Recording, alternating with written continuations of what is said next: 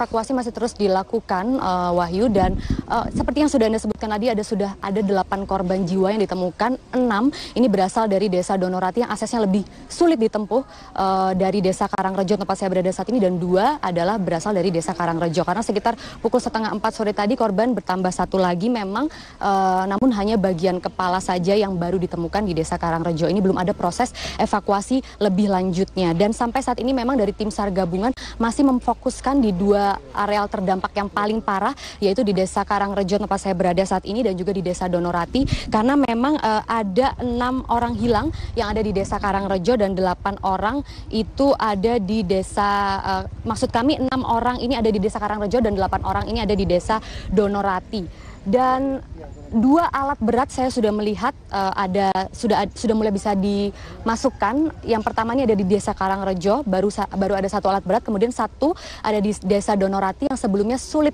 sekali ditempuh, alat berat tidak bisa masuk karena tadi saya juga sempat menuju ke desa Donorati. Ini lokasinya cukup jauh, hanya ada 2 kendaraan yang aman yang dapat digunakan, yaitu motor trail dan juga mobil off-road, sehingga mobil-mobil yang mengangkut alat berat ini sulit masuk.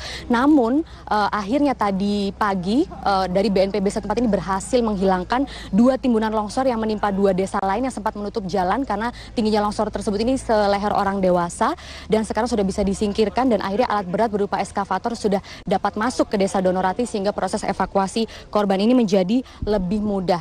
Sementara untuk 2 desa lain, yaitu di desa Pacekelan, Kecamatan Purworejo, dan desa Sidomulyo, Kecamatan Pacekelan, ini proses evakuasinya sudah dihentikan karena sudah tidak ada lagi korban jiwa. Untuk 1 desa lagi, yaitu desa Jelok, Kecamatan Kaligesing, masih ada 1 orang korban yang dinyatakan hilang, sehingga sampai hari ini sudah ada 33 korban meninggal dunia dari bencana longsor yang ada di Purworejo, dan 12 orang korban ini masih dinyatakan hilang begitu. Dan memang akses-akses ini masih sulit ditempuh, seperti kondisi tanah yang tidak stabil seperti ini ya. Ini juga cukup berbahaya dari proses manual yang masih terus dilakukan oleh BNPB, karena memang ini merupakan areal konservasi begitu, yang kemudian berubah menjadi areal pertanian dan juga areal permukiman, sehingga tanahnya menjadi tidak stabil. Dan dari BNPB sendiri masih akan menggalakkan proses evakuasi dari 5 sampai 7 hari ke depan. Demikian, Wahyu. Ya, Maria Lizia, kita bergeser ke Clara Elverine yang saat ini berada di pos tim SAR. Clara, bagaimana rencana evakuasi yang akan dilakukan pada besok hari? Ya, Wahyu, di Purworejo ada 5 titik yang yang terkena dampak dari longsor ini, dan di hari ini hari ini fokus dari evakuasi dilakukan di 2 titik, yakni di Desa Karangrejo, Kecamatan Loano, dan Desa Donorati, Kecamatan Purworejo. Desa Karangrejo dan Kecamatan Purworejo ini berjarak sekitar 3 km. Untuk menuju ke Desa Donorati harus melewati Desa Karangrejo. Sementara Desa Karangrejo sendiri juga terkena longsor yang parah. Akibatnya proses evakuasi di Desa Donorati pun terhambat.